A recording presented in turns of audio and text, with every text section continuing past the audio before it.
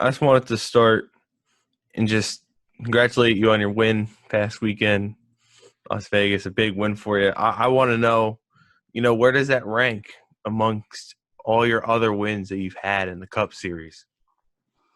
Thank you, my friend. It ranks right up there. To win it in my hometown and to have that place be so tough on me for the last 20 years. There was that self pride and that self satisfaction. But then, as soon as I won it and took in and saw all of the emptiness around the racetrack, it reminded me of everybody that had helped me in my racing career, all the volunteers, all the sponsors, family, friends, just Vegas, my hometown. And so I got to say, it's top three. I won Daytona, won a championship. This one's pretty special, so it's right up there with the big ones. And you get that win. You don't have to worry about Talladega or the Roval really being those wild cards for you now. So, what is the mindset with you and the one team going into the round of eight? Yeah, that's like the icing on the cake. To not have to worry about those two wild card style races here in the round of 12. I thought if we executed well in Vegas, you got to have a little bit of luck in Talladega, and then to again run well at the Roval. I thought if we ran perfect in this round, we could advance into that Elite Eight. And this just bumps us right through. Now we can still go hard and go after points. And then back to business for like the Elite Eight round with Kansas, Texas, and Martinsville. So, going for those points, those playoff points, they're all so important.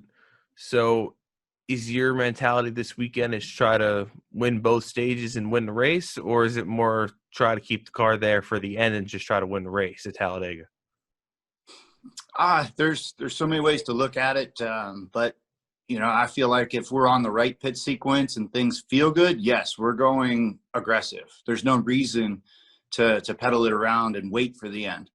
And so, Monster loves the Talladega Daytona style restrictor plate racing. So much so that Gear Wrench, they're on our car this weekend. And so with their sponsorship, we want to push hard for them. Definitely. So I want to change gears a little bit. So going into next year, just recently announced that you're going to have Ross Chastain as your teammate in the 42 car. So how you feel having Ross Chastain come in? I think he's a great addition. Ross is a good kid, and he's been working hard.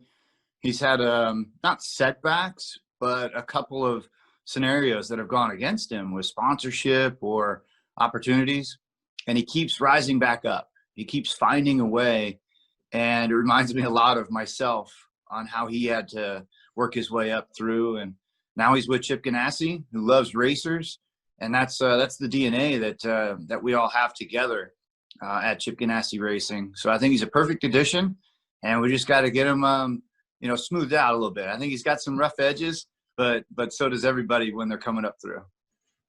And has Ross contacted you yet? Have you guys really talked at all yet, or is that more something to worry about down the line? We've had some texts back and forth on even being in position to get the ride. And, then when the announcement came out, and then I bumped into him at the race shop the other day when I was filming for one of our sponsors, Advent Health. They're going to be on his car as well. And so we had to do a quick commercial together. And I said, hey, man, we got to get together for a beer. You stay focused on your Xfinity stuff, but this Cup stuff, let's get after it. And there's one thing. Obviously, you talked about it on Sirius XM. Getting older, retirement. It's on the horizon. So when does that come into consideration? When do you start really thinking about that? For me, I don't think I'll ever retire from racing. Mhm. I just don't think I'll do full time.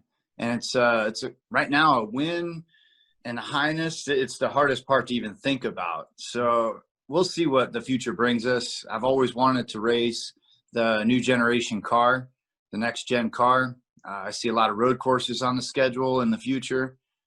There's bucket list races around the world that I'd love to go and do, like Le Mans, the Bathurst 1000, the Baja 1000.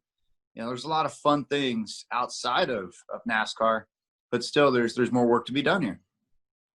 Of course, and I want to thank you for your time and doing this interview with me. Yeah, no problem, man. You have a good one, man. All right, buddy. You got it. Thanks. We'll see you. Thank you. If you liked what you saw, leave a like and subscribe to my YouTube channel. If you have any ideas for great topics I should go over, leave it down in the comments below. Now, have a good one.